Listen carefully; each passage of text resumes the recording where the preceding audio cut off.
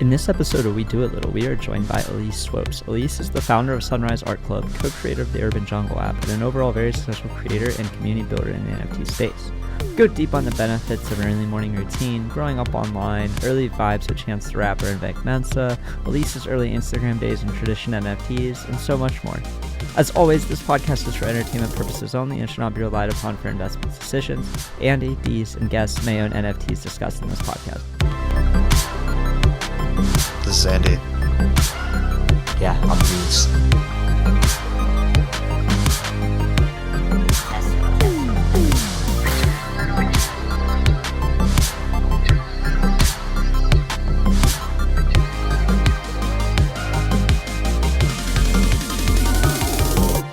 We are here today with We Do A Little Swopes, or We Do A Little Elise Swopes. We're here with Elise Swopes, the artist, the creator behind Sunrise Art Club. She is a long time creative in the space, has been on Instagram since Instagram launched, is known for all of her helpful phone tutorials and creating super inclusive, and known for her community building in the NFT space and just being an overall awesome person. So without further ado, we're here with Elise. Yo, what an intro. By the one and only Deez. My goodness gracious. That's, thank you. Thank you for having me. And you just brought out the Kleenex, so thanks, because I just explained to them that I cry when I laugh, and they're already like making me laugh a lot, so I had to. Hopefully you weep during the conversation. We smoked a little before, so we might get a little more. For sure. Well, I humorous. smoke all day, every day, so this is like literally how I am. People are never sure if I'm high or if I'm regular. That sounds very familiar. I just feel like I'm regularly high, I guess. It was funny. Someone asked me literally yesterday. I don't remember what the context was, but they were like, "How high was Deez when X happened?" And I was like, "Probably just as high as he always." I don't think. This is literally, that's my thoughts. No, this will be one of the first times we get to dive into cannabis, I think, on a podcast here. So this will be interesting. But my God, I have so much to say. Yeah, so I mean, I think first we'll start with this morning routine that we were talking about. Before we started recording, we were talking about waking up early. And some backstory here is Andy and I just got back from the Tessera offsite. We were in Croatia for a week. It took like 3 or 4 days to get acclimated to Croatia, and then we left 3 days after. And now it's like we're still on this Croatian time. So we're going to bed between 8 to 10 p.m. and we're waking up between like 4 and 6 a.m. now. Amazing. And, you know, I kind of like it. I feel like I can be productive in the morning. There's actually some peace. It's not like I wake up into the torrent of stimuli that is my phone notifications. And, you know, we were talking about trying to maintain this schedule as time goes on. And I messaged you this morning at like 6:30 to see, hey, you good today? I'm excited to vibe. And you messaged me back within 2 minutes. And we started this conversation with you saying you've been waking up at 5 a.m. every day for like over 10 years now? Is that... well, I mean, almost 10 years. Almost 10 years. Since like 2017. I don't know. I'm pushing that 10 years. Yeah, but you know. Okay, 5 years. I mean, that's we'll still a while. rounding up. We'll give it fine. round That's it up. longer than our Round it week. up. Give it to me. It's in my soul at least, but maybe not so much. I haven't always been this way, granted. It was just like a reaction to like the life that I was leading at the time. Honestly, my life was chaos. I was like doing like Xanax. I was like just really like drinking a lot, going out a lot, and really not taking care of my health. And honestly, I did shrooms with like one of my friends, Jackie, one day, and I just like looked off my balcony into the city and I was like, what the fuck am I doing with my life? And I just like stopped like smoking cigarettes that day. I stopped smoking like weed even. I mean, I stopped doing like all the drugs. I stopped going out. I cut off a lot of friends. Like I started waking up at 5 a.m. I started reading books. I started working out. I started like meditating every single day. And I don't know, from there, my life just like started getting better. So was that the first time that you took mushrooms? No, I've taken shrooms a lot. And honestly, every single time I do them, I get like good messages. So there's definitely some like healing energy with 100%. them. It's one of the things where I have done some experimenting over the last year. And, you know, I got to the point where I was maybe too recreational with them and not using them for that healing part. And your body lets you know. It's like, hey, dude, like this is medicine, not fun stuff. Of course. But they're so potent in changing, like 180ing your life or your vision. So like, was it really just like after that day a switch flip, or was it like perfect. a slow? You know, I'd say it like it's like effortless that way, but it wasn't. I mean, it was really hard. You know, like there were some stumbles even afterwards, but like I think my mindset was really just in the mode of like, why am I allowing my brain to dictate how I am doing things? How am I allowing other people to dictate how I'm doing things? And I just wanted to like take back control. So I guess it was just like a big shift, but it wasn't immediate like that. There had to be a lot of changes that I had to make, a lot of different like things that I had to like change in my responses with how I was with people, with how I was with my life, with how I ate, with how I stopped eating meat then. I'm vegetarian now. I mean, I'll dabble in a good fish if I'm traveling. The fish in Croatia. You know, come on. Yeah, I was just in France actually, like maybe last week. I was in Paris for like a week and a half with my friends. I love Paris. Yo, we were gangbanging in there. It was fun. I say that like crazy, but like it was just like we were 13 of us, just like just going to every restaurant, like going to all the museums. Like we rented a house out there. We were living our best life, so it was really dope. That's awesome. Good shot. Have some good wine. Yeah, we were in Bordeaux, so oof, yeah. You know, was it more like a vacation trip, or was there? It was a vacation trip. Nice. It was three of the people, two other people. I included myself for some reason, but two of the other people on the trip are a part of my team at Sunrise for NFTs. So it's exciting. But we all had the brilliant idea to do a little offsite over in Europe. And so you have 13 friends that you can go on vacation with. That feels like a lot of people. Let me tell you how we met, which is crazy. We met like maybe 6 years ago, like right when I turned my life around, honestly, in a group chat on Twitter. And they added me to it, and I was like, who the fuck are these people? And they were just like all these different wild, like they were all creative though, but just from everywhere around the world. And since then, we've just all been in the chat. We've experienced some crazy stuff. Like there have been police called on like situations that have happened in the chat. Like people kicked out, people like returning, people having relationships. Like I'm telling you, it's like almost like a TV show in there. It's nuts. Yeah, it's crazy. That's wild. So we finally had our first trip together, and it went really well. It was cool. That's really fun. It's always crazy when you like have these people who you've known for a long time online, and then you finally like realize that in real life. Dude, that's like my life. I love meeting people on the internet. I actually have a TED Talk called Child of the Internet, and it's basically just about how like I grew up on the internet, you know, just like meeting friends, expressing myself, having my ups and my downs. I mean, when I was going through all my drug stuff, like everybody saw that shit. Like it was it was not fun for me, but at the same time, I think it was a wonderful like story and wonderful. Okay, Siri, I'm not talking to you. I'm saying story. Stories. She's always playing games like that. But yeah, I don't know. It's just I'm grateful for those times too. Yeah. So yeah. So wait, let's talk a little bit more about that. Well, so how old are you? I'm 32. Okay, so we're both 28. So similar. Nice. Yeah. So you're about to get to the 30s. Welcome. Come to the other side. One more year. Oh wait, yeah. I made a mistake there. We're not both. You're 29. Yeah. Yeah. Recently. 28. Yeah. Okay. Cool. So what was? I'd love to hear a little bit more about your TED Talk and kind of what you were talking about and your experience growing up online. I think Deez and I were both pretty perpetually online, or have been for the last 15 years. So is it like a lot of like AIM and MySpace to start, and like what was that like? And yeah, lots of that. Wait, did you just say your birthday was recently? Yeah. Happy belated birthday, Thank first of all. Also, but yeah, I think I don't know. I guess just I was also homeschooled until I was in like third grade ish, fourth. I was like in and out of like the first time I went back, but I think I was kind of taught like through my dad, especially because he's also a teacher, that you could just like look up stuff, figure it out on your own. And I guess that's kind of how I always was just like teaching myself like how to build websites, like how to, I don't know, like just build like a brand even for yourself on the internet. Like as a child, like I loved like joining chat rooms, making new friends.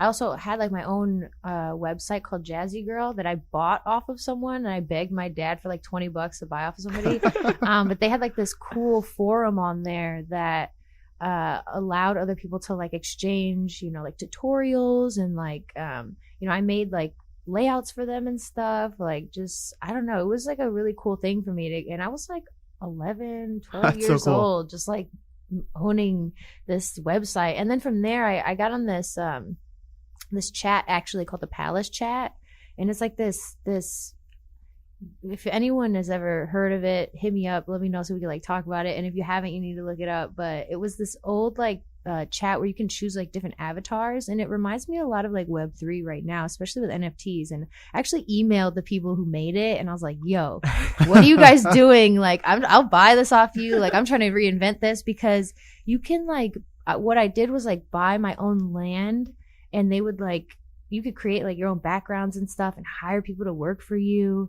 And I like begged my dad to like give me like some money for like FTP like website stuff. Like I would like upload all my like files and everything like that, and have people like, you know, working and like, you know, building stuff for me too. And we'd have like different contests for like our avatars and things. So I don't know. I guess I've always like loved just the representation that you can have on the internet and the things you can build with other people in some way, shape, or form. So when this came around, I was like, let me get that crypto voxel. Let me like build around and see like how we can expand, and especially in this space. So it just felt right for me. But yeah, AIM, AOL, you know, like all the things like LimeWire, Napster, whatever. Then MySpace like was huge for me, because I'm very lucky with Instagram, where I've been able to like leverage over 250,000 followers to like, you know, work with different brands. And I call them followers, but they're also like friends and people who I'm like really grateful for. But I also had the same amount of like friends on MySpace when I was like 15 years old, because I had friends with like Jeffree Star and like all those different people on there. That's where I met a lot of my different friends, because I would like make layouts for people. Like I would like literally slang MySpace layouts for like McDonald's at lunch, like with people, because this girl Bianca, her mom would always bring her McDonald's, and she was like super cool with it, whatever. And I'd be like, damn, I wish I could have McDonald's. And she wanted me to make her MySpace layout, and I was like, yo, you bring me some McDonald's one day. So she brought me a couple cheeseburgers. So that's a good definitely deal. Was that your first like commission in a way? Probably not. No. But you know, that was just my leveraging. You know, that's just how I thought, I guess. But I was just like in middle school. I don't know what the fuck I was doing, but I was doing it. I remember MySpace days were crazy. Yeah, I remember for MySpace, sure. There was like, I'm really good. I'm a nerdy dude. Yeah. I was a part of like this MySpace community where we would all like make our accounts online based on different Naruto characters. That's so fun. And so like mine was Rock Lee, and like the entire account was like literally just like as if I was Rock Lee. And role playing. You guys have like a top 8 of like all the characters. Literally. Of course. Yeah. That makes sense. And that was like, I had a personal account as well, but I didn't use it as much, and I mostly would just pretend to be Rock Lee on MySpace. Oh my gosh. That was the good old days. That's amazing. We actually, I was a scene kid, honestly. I mean, I would have like the mullet cut, and like I had like gauges. I had snake bites, and I used to like have this group with my friends called like Riot or whatever, and we were Are you Paramore fans? No, but that's the crazy part. Let me tell you why that's crazy, because we were Riot before Paramore ever came out with that shit. But I love Paramore, so I was like, I love that Riot album. It's so fucking good. But no, I'm telling you, we were Riot before that Riot. I feel like I found Paramore on MySpace. Like, yeah. I'm like in that headspace right now. I'm like, yeah, like Taking Back Sunday, yes, Paramore. Yes, that's what we were on. I mean, that's definitely, you know, the vibe. I loved like screamo. I would go to like shows all the time. I would go in the pit. Like, oh yeah. Were your parents super supportive of you being online all the time? Like, it sounds like your dad was like, yeah, my dad was. My mom too. I mean, I always like bring up my dad a lot, but that's because my parents were divorced, and I lived with my mom when I was like much younger. Mm-hmm. And my mom, she had me when she was like super young. She was like 19. So my parents grew up kind of when I was growing up. And so like my mom decided for us, me and my younger brother, to live with my dad while we were in like middle school, high school-ish, after she was with us for like a long time. And that like kind of, I guess, more formative, like experiential, I get to reference with my dad a little bit more. But my mom, she would like come visit us, like, you know, on the weekends and stuff. She had like a very serious job in Chicago, I guess. But I don't know. I'm going on a tangent right now, but I forgot what I was going to say. No, you're good. Like, so I feel like parents kind of fostering that creativeness yes, they did. Is really important. Like for me, my parents also split when I was 1. Yes. And I would see my dad on the weekends, and I would spend the weeks with my mom.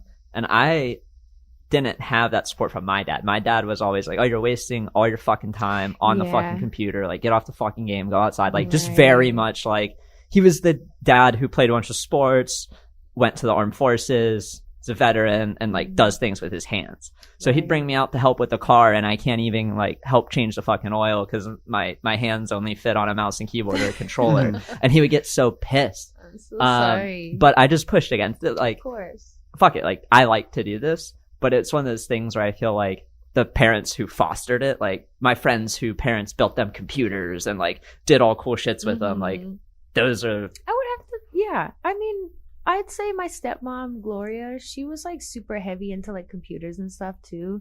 And she was a little bit more in tune with things. Like she was married to my dad like maybe like 20 something years ago. So she's been in our life for a long time. And when I was living with my dad, she would always like tell my dad like, oh, you should get her this. Like I remember they got me for Christmas like this AIM, like portable AIM messenger thing that you could like bring to your room and like connect to your account. It was and like before like text the message your T-Mobile friends. Sidekick, like before that. And she just like thought that stuff was cool. So I feel like kind of she was, honestly, I have to shout her out. Gloria, you're the dopest. She was up on that stuff. Granted, my mom also, she was always like having me, we would always go to like shopping. She would always like buy us games. Like she was the one who got me like into Sims. She was the one who got us our first computer. Like, so, you know, there was a lot of things like in my whole family, honestly, that was really enabling for me to kind of live that life for sure. And I'm grateful for that every day. Yeah, that's awesome. Mm-hmm. Yeah, my parents were pretty good about it. Their thing was I played too many video games. Oh, I mean, I definitely did. That's my brother. Yeah. I mean, I was playing. I can understand why my dad was mad. Like, I'd come home from school and like fire up Call of Duty, not eat dinner, play Call of Duty till midnight, and go to bed. Yeah, and then like all I could think about was maximizing the amount of time I could play like Halo or Call of Duty. Yeah, or RuneScape or whatever game. RuneScape. RuneScape taught me NFTs. Like, if I didn't understand party hats from RuneScape, I probably wouldn't have understood CryptoPunks when I saw them. Honestly, I respect that. Like, I respect that. I was just like, oh, there's this super limited item that came out one time years ago, and there will never be more of them. And sometimes they get lost or whatever. Like, this is the same thing. Man, I miss that. I love RuneScape. Like, really? I literally have like goosebump coziness from it. I love that game. Did you play any old school RuneScape? I mean, what is old school? So in RuneScape? 2013, they took a saved version of the game from 2007. Probably not. And they remade it. Okay. So basically what they realized is from 2007 onward, they ruined the game.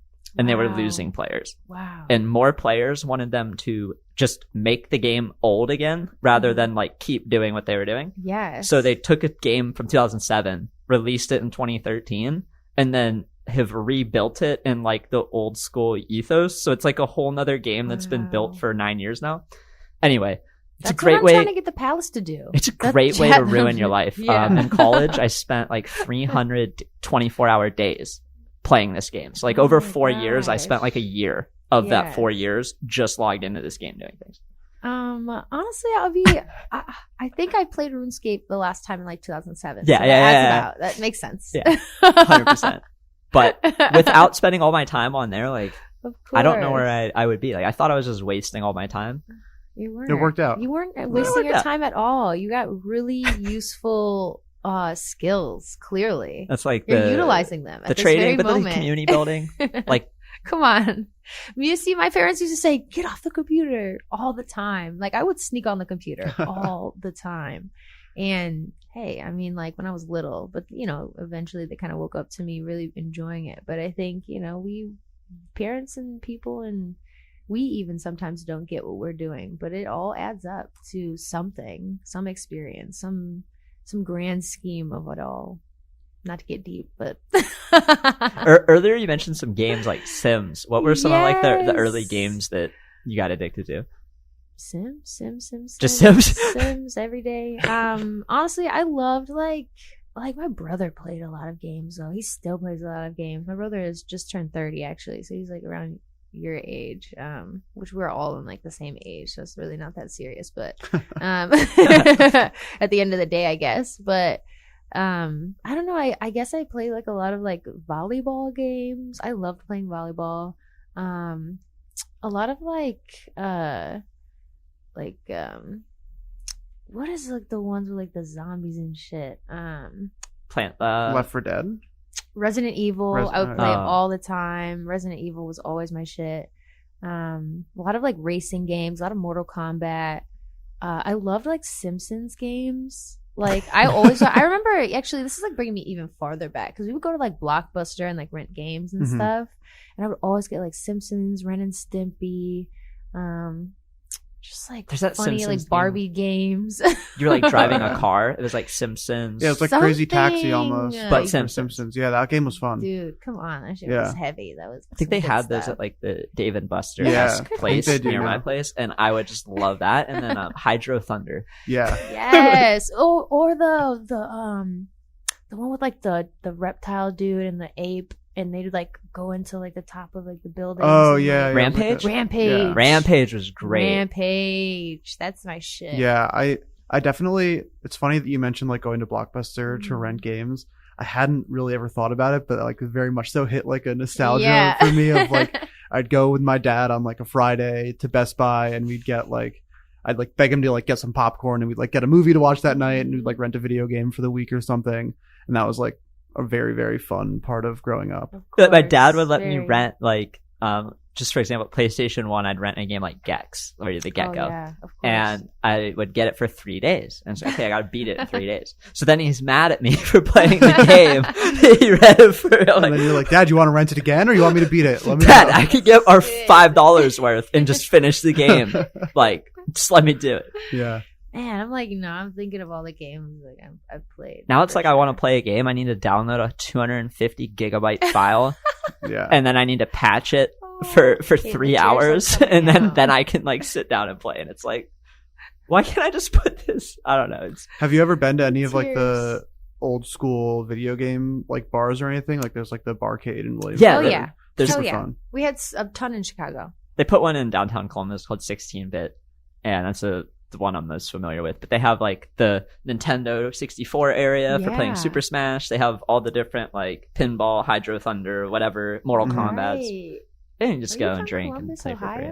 Columbus, Ohio. I know a lot of people from Columbus. Really? Yes. I feel like there's a greater representation of people in the space from Ohio than like the overall population of the U.S. versus the people in Ohio. I swear. Well, what else are you going to do in Ohio? We didn't have anything to do. We all grew up online.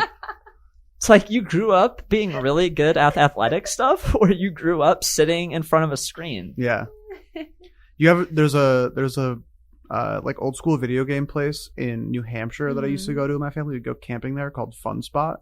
Dope. And it was Fun Spot. Yeah, that's funny. I mean, as of a long time ago, the name was really on point. Yeah. But like whenever we used to go, probably 10 years ago at this point, but it was they would call themselves the biggest arcade in the United States, and it was crazy. It was like 3 stories of like this massive warehouse, and they had like a full story was all like old school games and like pinball and stuff, and another one was like all like the newer like arcade games and all of that, and they had like go-karts outside and all this. It was so fun. I just remember I have like very fond memories of going there every summer, and then there was like an ice cream place right next door that was like a make your own like ice cream sundae place, and we would just get like an insane amount of ice cream and then go into a food coma afterwards. It just sounds like heaven. Yeah, actually. Yeah, good old like middle school.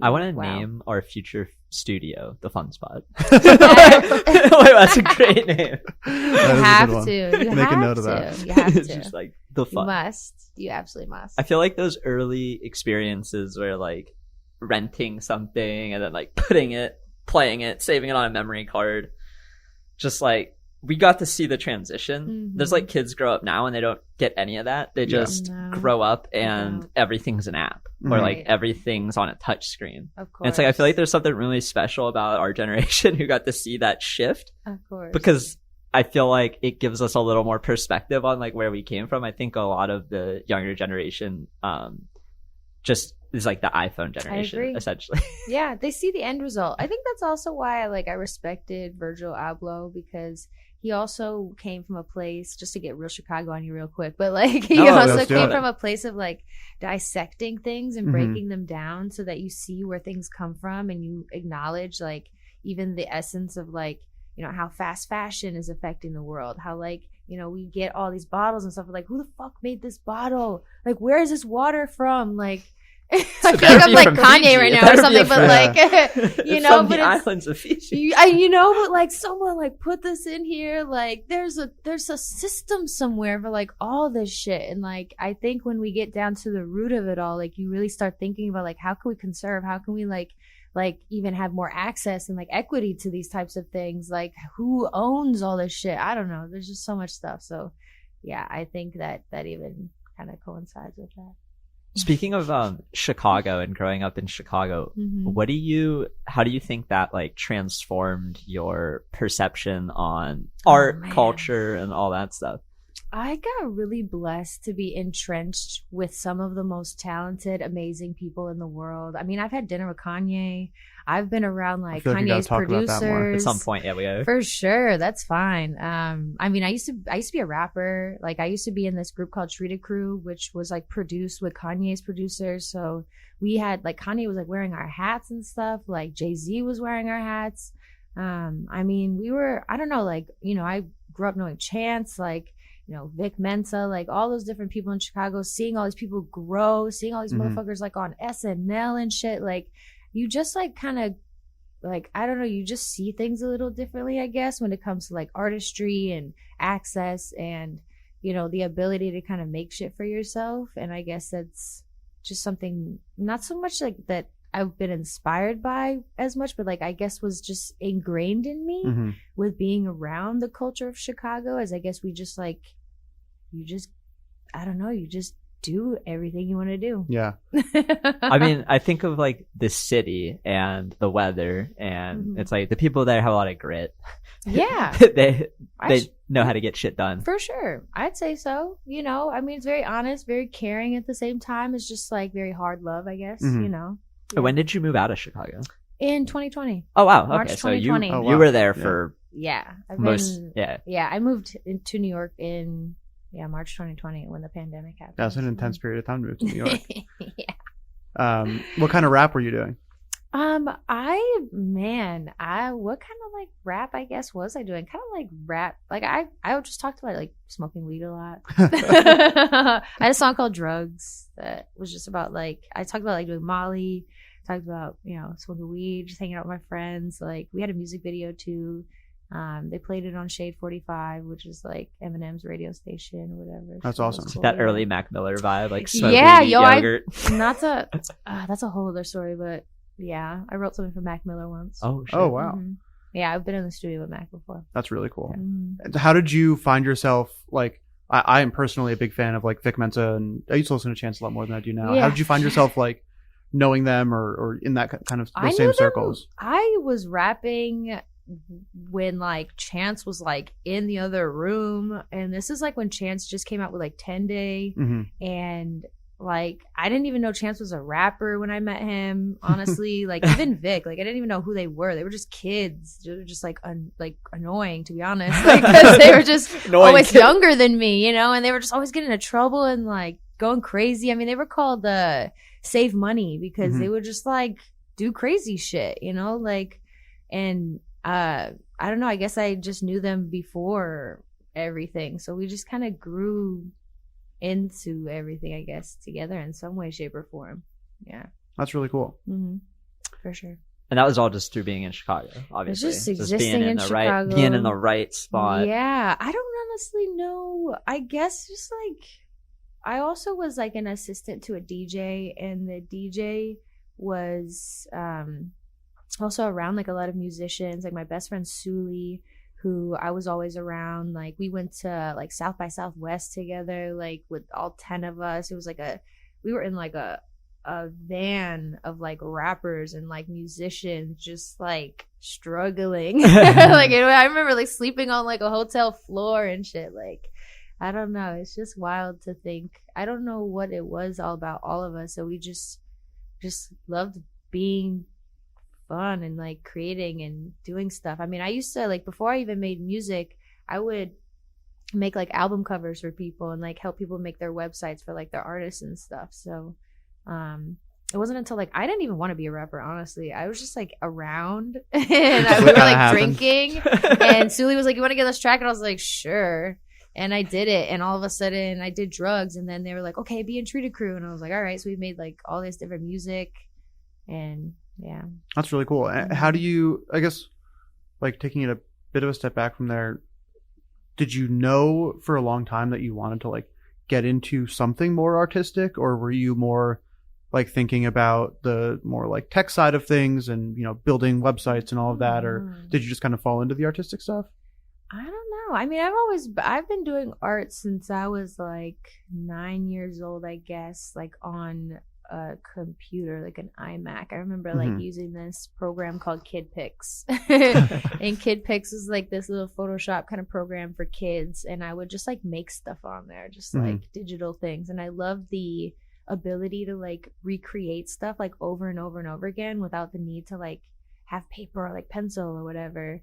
And from there I just like taught myself like Photoshop, Illustrator, like even like I remember I was doing like some InDesign stuff back in the day, like making magazines and things, like pretend books and stuff like that.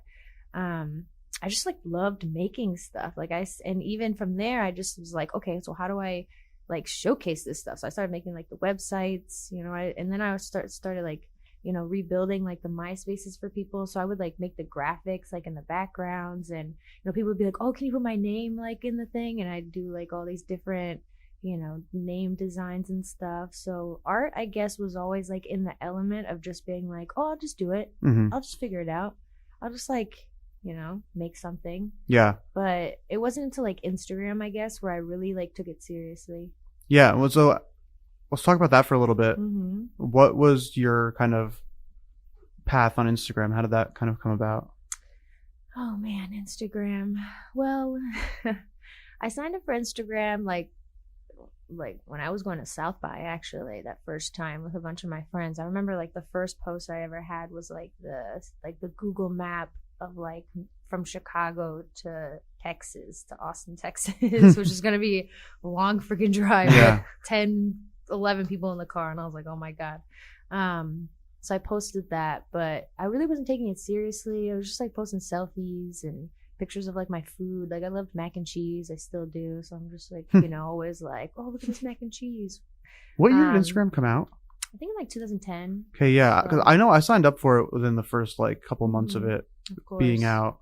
But I just posted like shitty pictures of my life and never took it very seriously. I went through my personal Instagram not too long ago and just looked back. I haven't posted more than like 2 things in the last 6 years on it, but everything was like pictures of my siblings when they were like born, my graphics projects I made in art class, which were like not good, but that was what I put on Instagram. It is just like, wow, this is just a whole different thing. Like, back then it was kind of like Twitter. Like you would tweet like, you know, Deez is looking outside or something like or like your Facebook status. I really feel like there's, and I want to get back into your Instagram stuff, but I really feel like there's such an opportunity right now for a good image sharing application to like go back and be what Instagram was. Have you tried BeReal?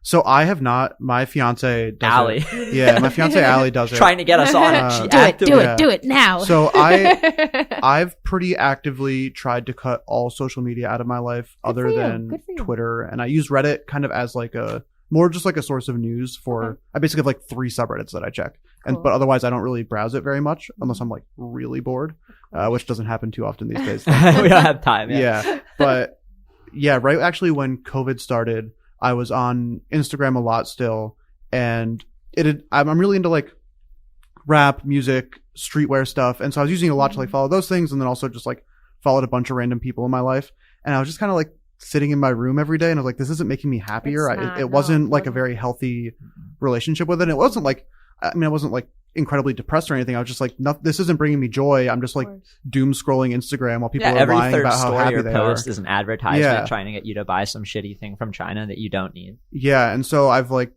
basically fully stopped using everything except for Twitter, which, you know, I'm still thoroughly addicted to. But, you know, baby steps. Same. And so I've tried very hard, like with TikTok and BeReal and stuff. I don't download them. I just do it with Allie so like before we go to bed, I'll be like, hey, let's watch TikTok for 20 minutes. Right. But I don't have it personally. No, I respect that. I don't have it. I signed up for TikTok just to get my name, but I don't use it. I'm bad about doing that. Like getting like people now. It's a thing I never had to deal with. I'm like. Did you get your last name immediately on Instagram? Like, was it always Swopes? Yes, it was always Swopes, I think. But yes, it was always Swopes on Instagram, but it wasn't always Swopes on Twitter. Nice. Mm-hmm. I used to have the Swopes on Twitter, and it wasn't until I got like big on Instagram where someone else had Swopes on Twitter, and I took it from them. Nice. Because Twitter was like, you have the rights to it or whatever. Twitter better give me D's, because there's this dude with like 10 followers in Hawaii with a shirtless pic. I don't know why they haven't. If you get it like trademarked, he's not even verified. I'm not even verified. I'm not a real person to them. Yeah. You saw today, like you came up and you're like, hey, like you're a person. Yeah. You're not a 3D hoodie pump that's floating in the alleyway. It was funny.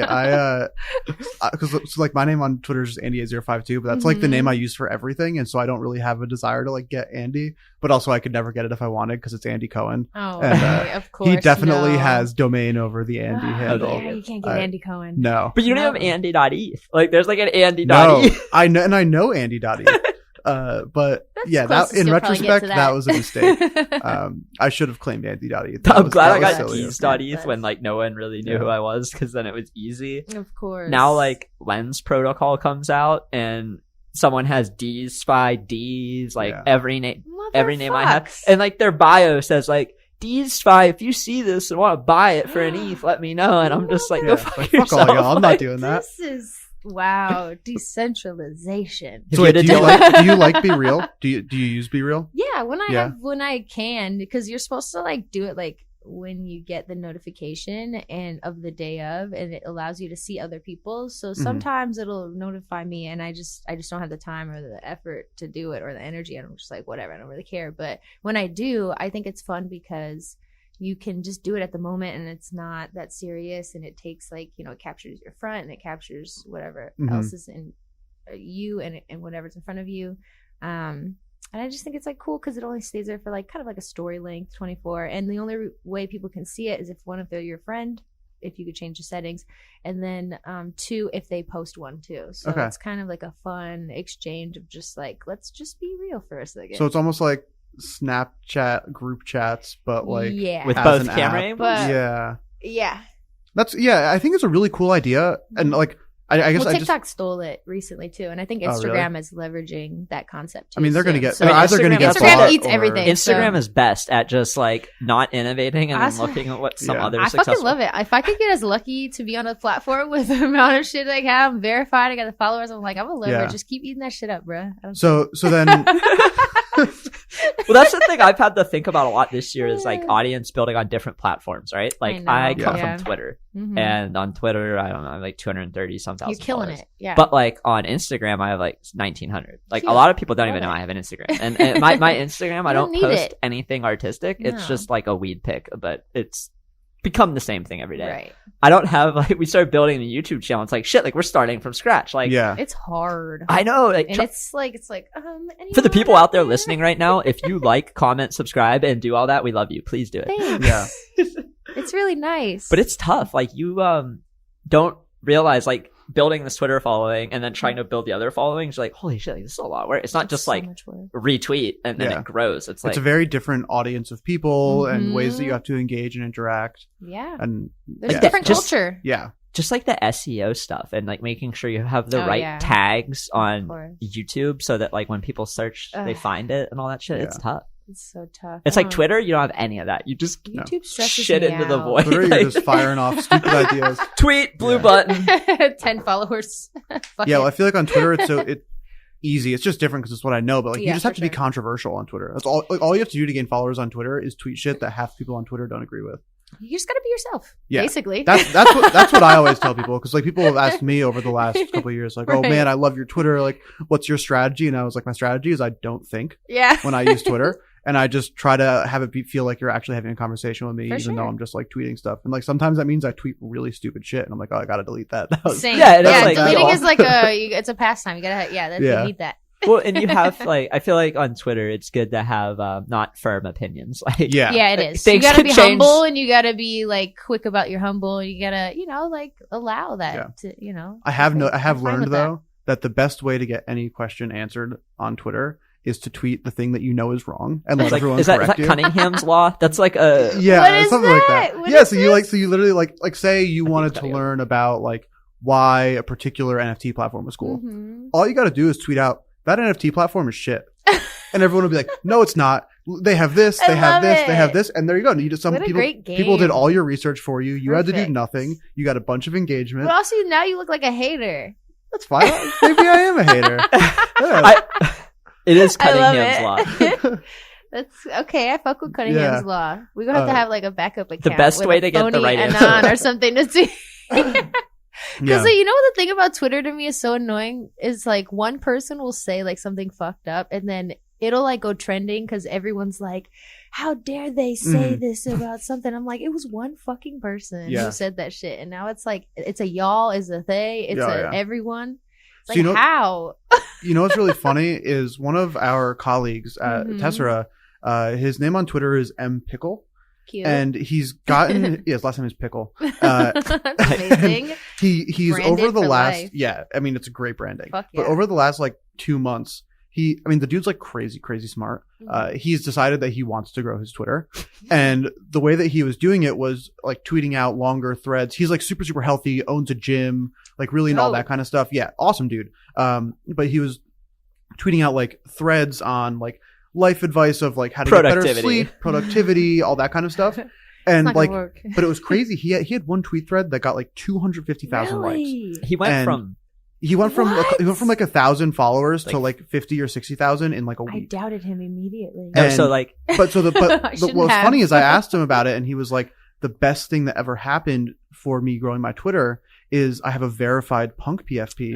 And so much of the yes. engagement that he got on his thread once it started to pick up was people quote tweeting it and saying like, "Fuck NFTs. I would never listen to someone who owns an Oh NFT. my Like, God. how could you give advice when The you own numbers these?" are Yeah. off. like, It was ridiculous. I love it. it's one of those but things. it gave him still an amplitude. Yeah. A presence. And he is very much like the opposite of Andy and I. Andy Oh, yeah. and I Aw. spend a lot of time on the app, and Okay. we tweet a lot of single tweets, a lot of quote tweets. Pickle is someone who sits down with like Typefully or Hype Fury or Black Magic, writes out the thread, sets like 7 retweets to happen every 2 hours, and then he just fucks off and he just goes back the next day. Yeah. And it's like, look at my bountiful harvest. Like, it's like he's playing Farmville and growing the thing that takes 24 hours, and I'm playing Farmville growing the thing that takes 15 minutes. Does Yeah. he have like a class or a course? I mean, he's probably working into it. I honestly, Teach me. knowing Pickle, I wanna wouldn't know. be surprised if in 6 months he has 250,000 The Pickle followers plan. and there's like an NFT course of Oh like, yeah. The pickle plan. We got to pitch him on this. yeah. We'll get him setting something Tell up. Pickle I said what up. no, yeah, Pickle's great. We'll have to have him on the pod sometime. Oh, He's 100%. like, Yeah. He's a character. Not to just turn this into a podcast No, I talking love about it. him. Let's talk about Pickle. He doesn't eat hard food. What? So he was telling me that his wife makes him eat dinner with their family and eat like normal food. But for every other meal, he just blends all of his food together It's because baby it's food. faster and more efficient.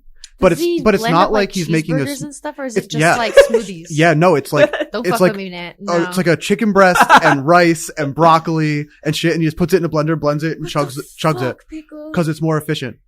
It's Yeah. crazy. Pickle. Yeah, but it's just like what he likes to do, and like when you meet him, you're like, this makes total sense. You have like a 30-minute conversation with him, Interesting. and you're like, Does he like to I'm not conserve time? Yeah. Like, yes. Okay. well, so his job at our company, he does all of our like QA for Okay. our website and stuff, and his whole thing is he has like this insanely robust like automation system for everything that he Well, does. what he does is tedious, so Yeah. he has to automate and organize and Yeah. get things. Yeah, he's Wow, crazy. that's- He's very good at breaking God shit. bless. Yeah, Pickle. very good. Very good at being like, this is fucked up, this is fucked up, this is fucked up, this is fucked up. Yeah. Oh, he's great. Okay, wait, I want to go back to Oh. Instagram. Okay. Not to go too off track here, I but love it. we were talking about like growing accounts and all of that. How did your account grow? Was it very intentional? Was it like just kind of a happy accident, or what was that like?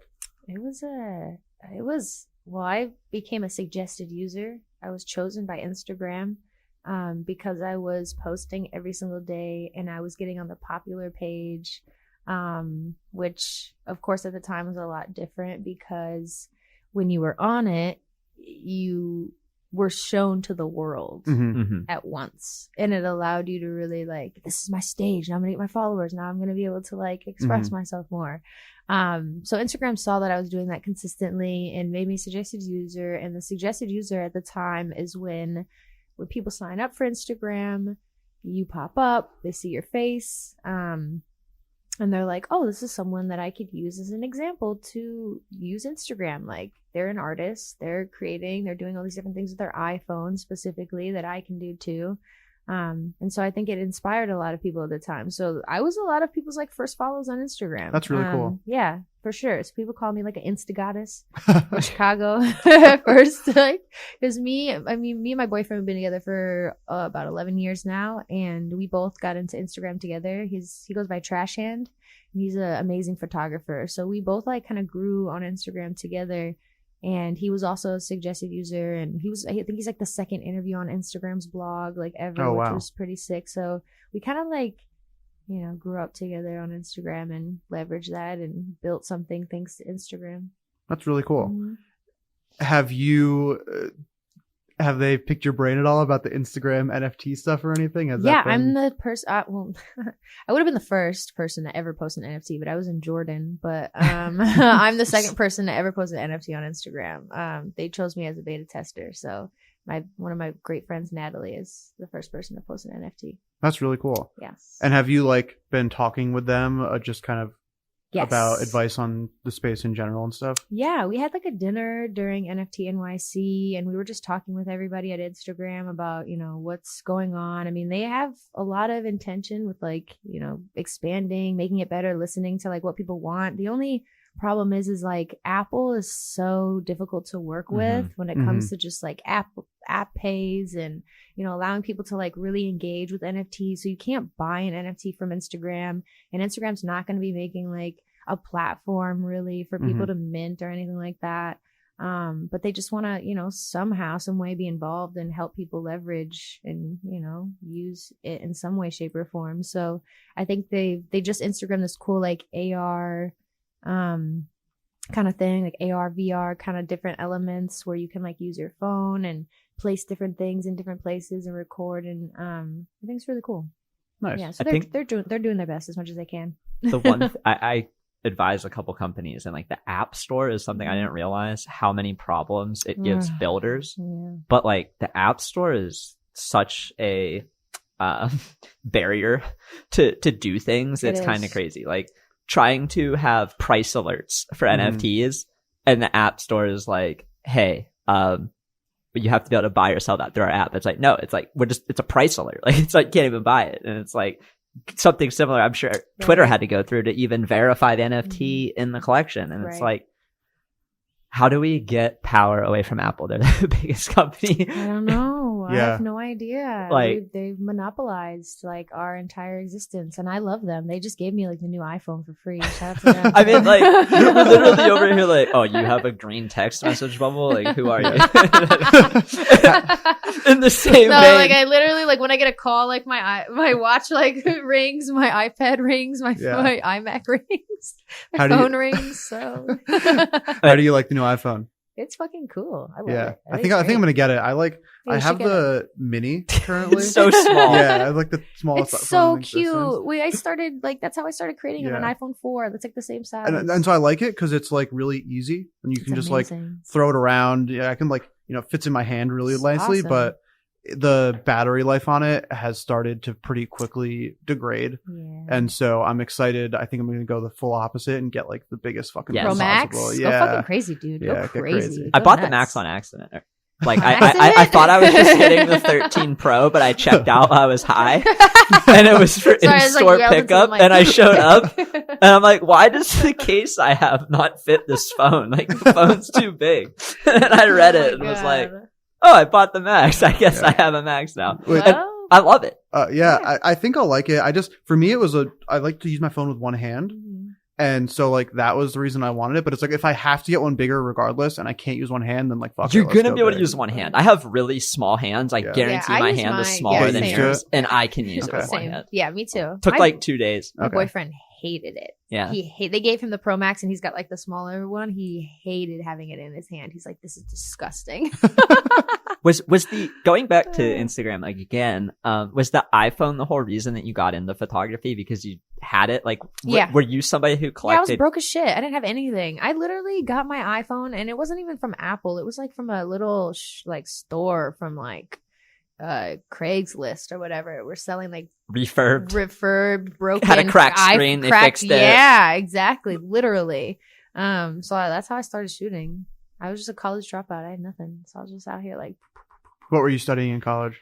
Oh man, at first I started doing journalism because I wanted to be on TRL, and but then TRL got canceled, and I was like, damn. So I like switched to graphic design. But honestly, I dropped out like after my first semester. I just like hated being in class. I was like, I want to be outside. Like I want to do shit. I want to meet people. And I did. Like fuck it, you know. Like it was hard. Granted, like I struggled a lot, but it was just like the best fucking thing I could possibly have done because.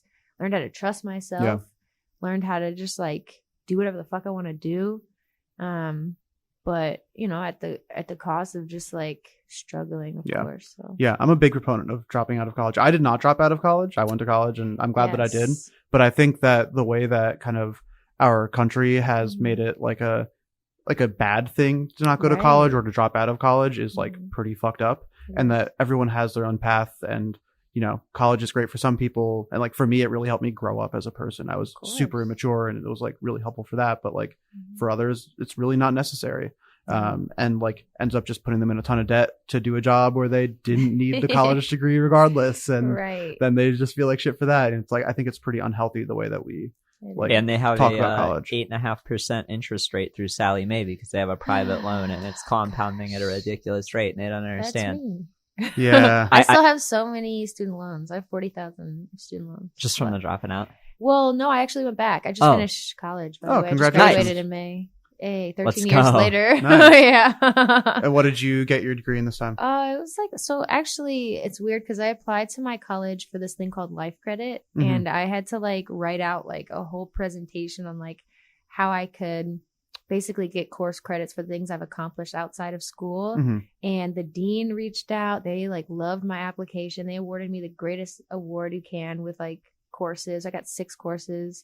And then the dean was like, I want to use your application as an example for other students to like apply. So they awarded me a bunch of credits, which allowed me to go back to school for like 2 more semesters and just 2 classes a course. So they gave me like a multidisciplinary one with like graphic design and business, marketing, something, whatever. That makes sense. Yeah. So I got to graduate with the business students. AA. Well, congratulations. That's awesome. Yeah. Thanks. Yeah. I feel like I needed college. For me, I left home and I went to college. I was by myself. It's 3 hours away. Like I didn't call my family often. I was just like, I'm gonna figure it out myself. Got addicted to more video games. Failed out my first semester, switched my major. That's the way to go. Yeah. That's how we do it. I feel like that's a trend we've had maybe of the guests where it's just like it's always like maybe a people following their own path and it not being clear that it's going to work out, but then like it works out. That's kind of like the trend I've noticed so far. I wish people would trust themselves more. I really do. I mean, I know it's really hard while you're in it. Like it's just like depression or anything. You're just like, fuck, why? When you're in it, but when you're out of it, you're like, how could I have ever? But it's like, I don't know, you gotta just like trust the process because that process is the story. It's like I wouldn't have a fucking TED Talk if I wasn't a fucking drug addict. So what the fuck? No, I think like for me in the sense that I just lost my whole train of thought there. Yeah, because I'm a fucking drug addict. Yeah,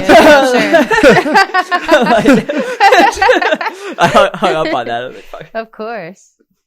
So did you figure out what you were going to say? No? All right.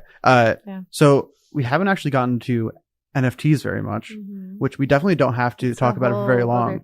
But how did you're doing Instagram, that's going very well, all of that. What got you into NFTs, crypto, all of that? How did you kind of find yourself there? Well, everyone around me was like, you need to do this.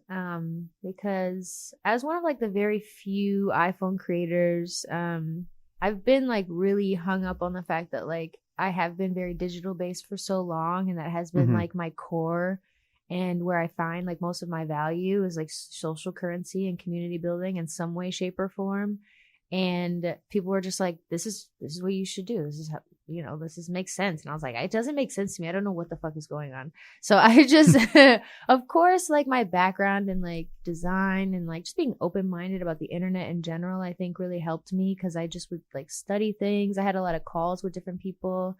Like Gabe Tumlos from Mochi, like he was huge and like introducing me into like so many other people, and like helping me get my like cryptovoxels, and like introducing me to Ogar, who was like my cryptovoxels designer, who was also amazing.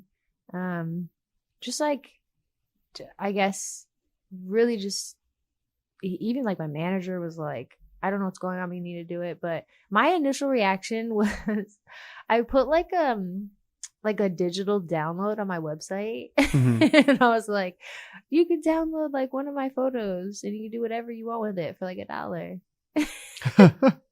And I was like, oh, this is adjacent to like NFTs. No, the fuck it's not, because it's not on the blockchain. It doesn't even make any sense. Like, you don't know anything you're doing at all. No, it was serious. Yeah. She took that personally. I didn't know how to, honestly. She didn't know what she was doing at all. Insanity how much she's responding to everything I'm saying. But yeah, it was just a lot of people around me that was just like, you do this. I did it. I couldn't help but not. When was the first time you minted an NFT? February 2021.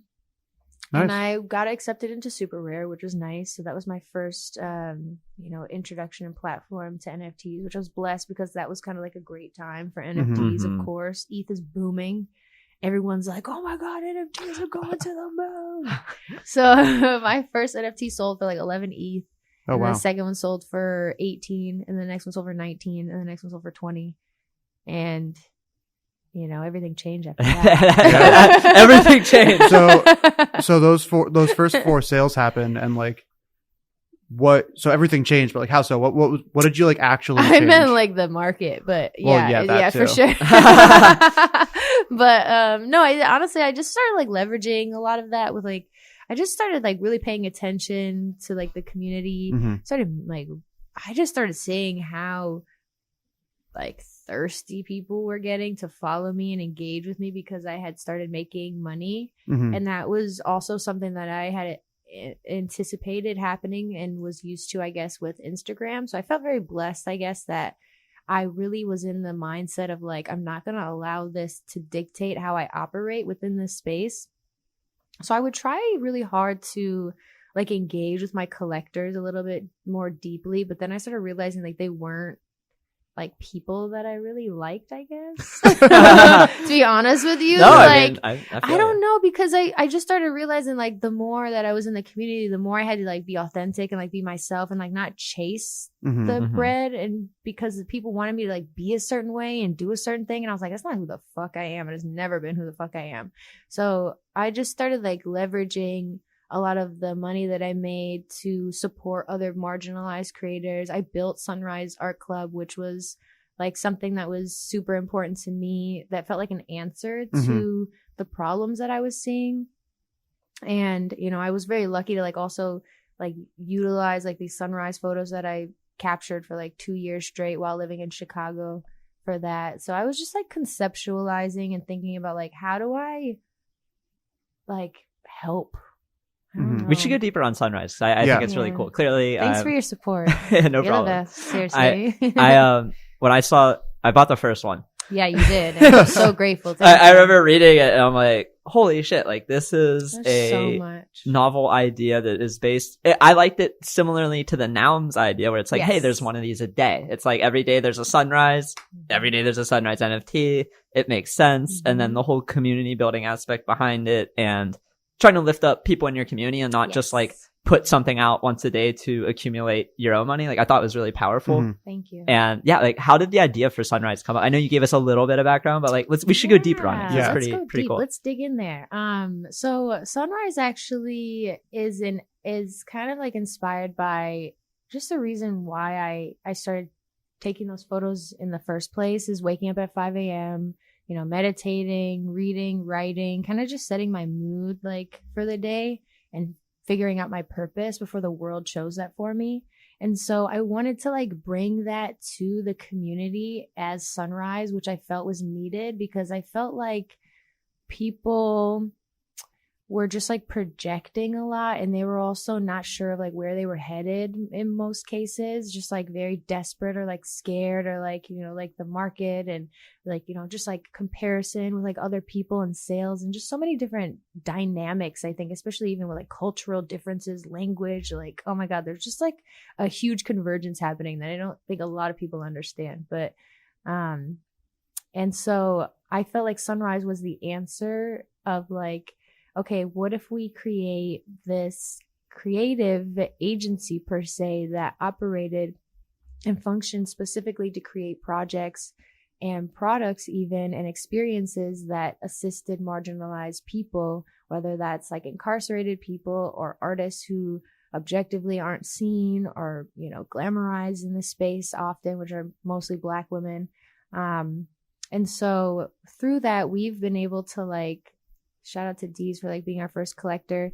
Every sale like goes back to our fund, which is able to fund like these different projects. So, you know, we've created like a curriculum for people to find like their purpose and their mission, so that they're not, you know, desperate and confused in the space. We're working with like 2 women of color to create their first PFP projects. They've never created anything in NFTs. So we've like started a whole phase with them where, you know, we start with the purpose missions, and then we like now are building out the collection, and soon we'll like drop our first PFP with them.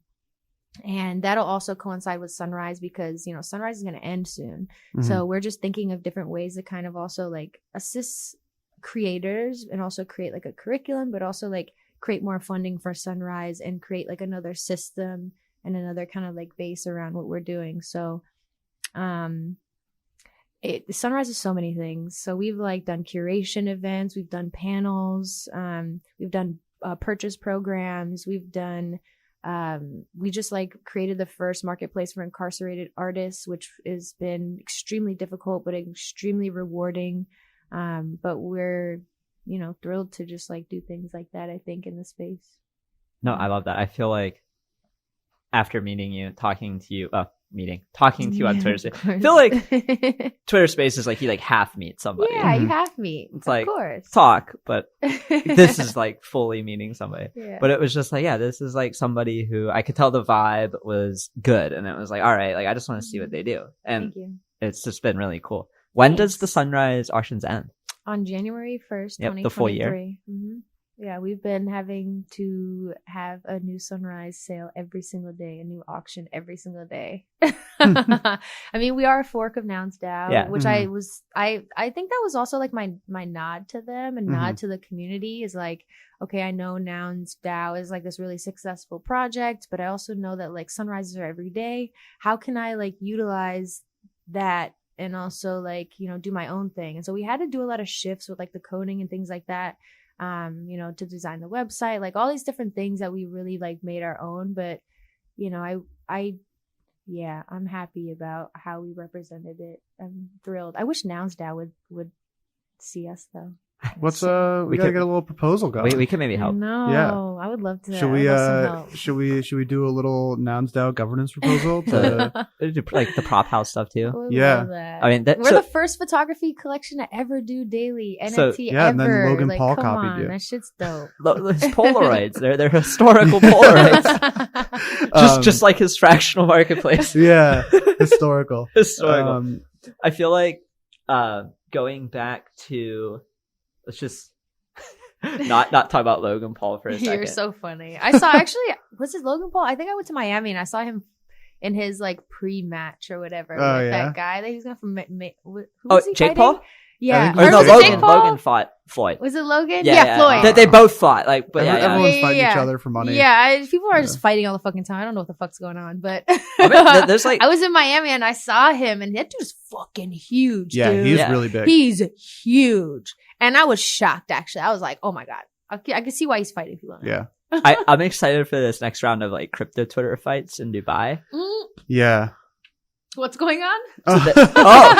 You don't know about What's this? going on? So a bunch of like crypto I mind Twitter. my business, y'all. I be trying to like save people's lives and stuff. I don't get to see You're everything not trying to get all in the fights? time. So a bunch of I am like- going to Dubai in December, though. I hope it's happening when I see. Have you been to Dubai before? I have, yeah. It's fucking awesome. I It's- love Dubai. It's very unique. interesting. Yeah, Yeah. that's the word. It's I've never very been unique, there. but it's really cool. It is. It cool. feels like a little like mini oasis kind It of. does. um, Just don't eat the fish. Don't, because it doesn't Yeah. make sense. How do you No. have fish in fucking Dubai? No, yeah. But so there's a bunch of like wealthy crypto Twitter people Yeah. who just like they have nothing else to do in their life, so they now every year will box each other in Dubai. It started with like some like little beef and stuff, and let's just box, and then then they actually, because they all have money, they fly out to Dubai and like really put on like a boxing match. Yeah, so shout out to Mo. Yeah. Mo is like the one who orchestrates it, but he has all the connections in Dubai to get like a fully sanctioned fight. It's legit. There's refs. They actually had real fighters Mhm. fighting on the card with like the crypto Twitter people. So like one of the fights was Rookie and Loom Dart.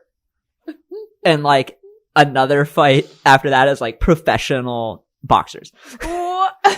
Yeah.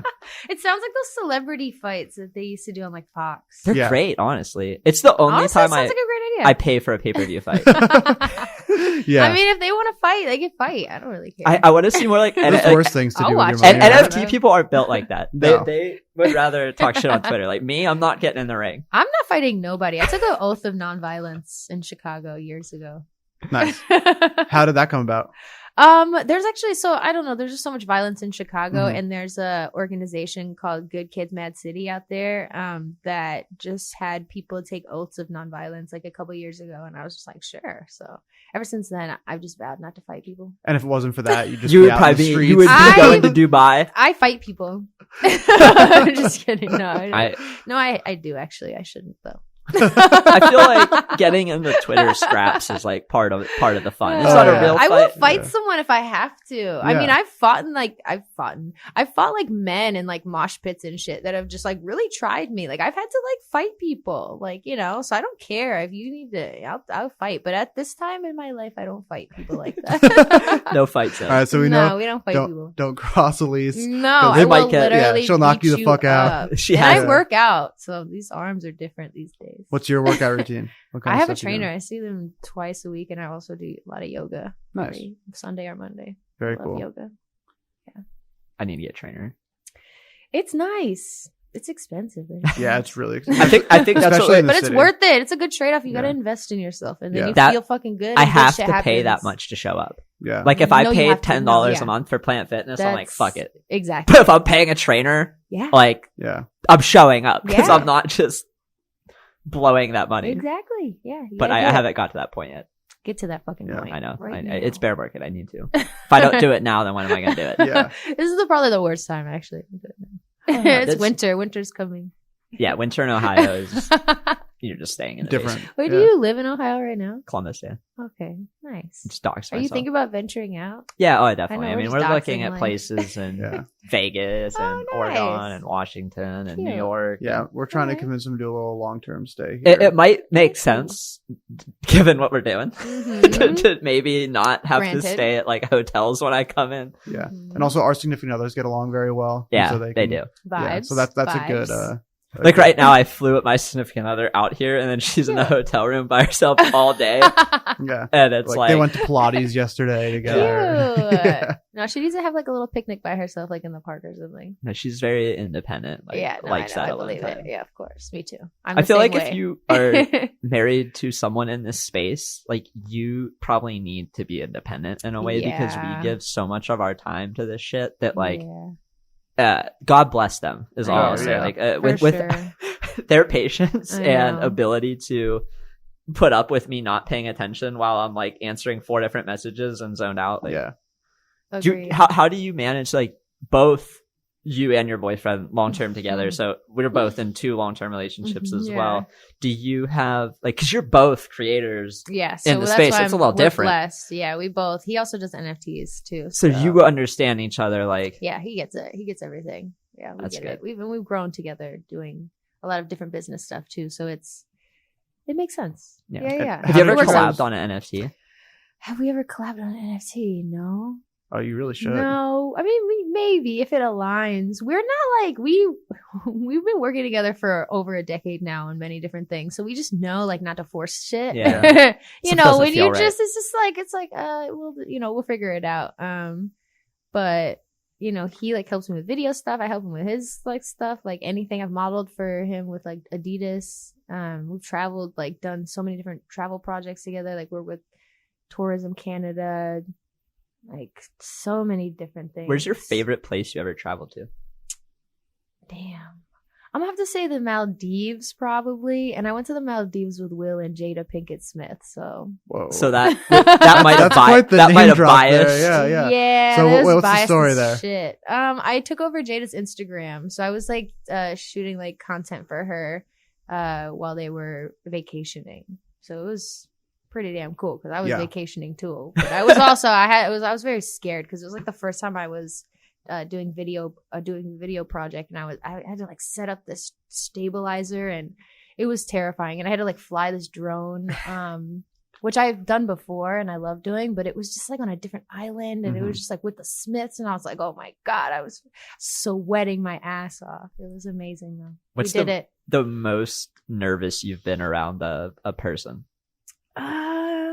The most nervous, I would probably say Kanye maybe, but I just kept getting like champagne that I was like, I don't give a fuck. Like, I'm just gonna like just ask him all the questions I want to ask. So how did the Kanye dinner come up? I know we talked about it earlier. Yeah, I feel like I'm like name dropping so much right now. No, I swear, I mean, it's fuck about these motherfuckers. No, I'm just kidding. I do. They're amazing. But it's like so unique. So I feel like it's an interesting thing that my brain is like, I gotta ask. I appreciate the questions. But you know, Kanye happened really on accident, I guess, in some way, shape, or form, because I got invited to a book release for Jim Moore, who is like a photographer for GQ, and he was releasing like a book about all his different covers or whatever. And Kanye, I guess, is the forward in the book, and he like is the only photographer that's worked with Kanye on GQ for a long time. So Kanye surprised him at the event, and I know it was kind of chaotic or whatever, as people and everything, but I got invited to like a dinner afterwards, and I was like, okay, you know, it's normally like maybe like a little influencer dinner. I'm not thinking it's gonna be anything crazy. But I get there and it's not anything crazy. It's just like a table full of like people I don't even know. Honestly, I don't know any of these people, but I'm there. I'm just like eating, and a couple of chairs open up in front of me, and I'm like, it's interesting. I see Kanye walk in. I'm like, okay, even more interesting. And he's walking to our table, and I'm like, oh my gosh, okay. So he sits like right in front of me, and I'm just like, oh my gosh, Kanye West is sitting right in front of me. I am in Chicago. I am at Ralph Lauren. This is crazy. Like, what? And so I'm just like, more champagne, more champagne. So I'm just like sipping, drinking. And he's like, hey, Kanye, whatever. And I don't know how, but like we just get to talking about all these different types of stuff. We talk about Trump. We talk about Bill Cosby. We talk about like life. The one thing he won't talk about is Kim, for obvious reasons now at this point. Yeah. Because this is in 2019. Okay, so yeah. Yeah. But you know, I don't know. He's a very interesting person. Very kind, though, I think is the good part. Is like, even if I thought different things than him, which I always do and have probably always will. And I was not the biggest fan when I sat in front of him, to be honest. I was like, I got to grill his ass. Like, I got to be ready. But it was hard to like really grill him because he was like a person. You know? Like, he is a person just like anybody else. And you can't like say like, why were you dealing with Trump, you stupid bitch? Like, you don't. And you're just like, okay, so how did that happen? Like, you know, and he's nice about it. And when I say my opposite, he's like, he understands. So I think that to me was the best thing, where I felt nervous, but at the end of it, I was like, you know what? This is different. Mm-hmm. Did he say, was there like one thing where he said something you're like, very surprised that he had an opinion? He said some weird shit about Bill Cosby, which I expected. Whatever. I'm not a fan. Does anybody feel bad for Bill Cosby? Like, you know, I don't really care. This is on his mind. We've Bill heard the Cosby, exactly. But he literally, also too, like, I asked him something about like Instagram or something. I was like, oh, who do you follow? And he's like, I follow God. I was like, all right. I was like, yes, yep. Mm-hmm. Oh man, that's really like, I do too, my brother in Christ. Yes. Is there anybody else you follow? Yes. It was funny.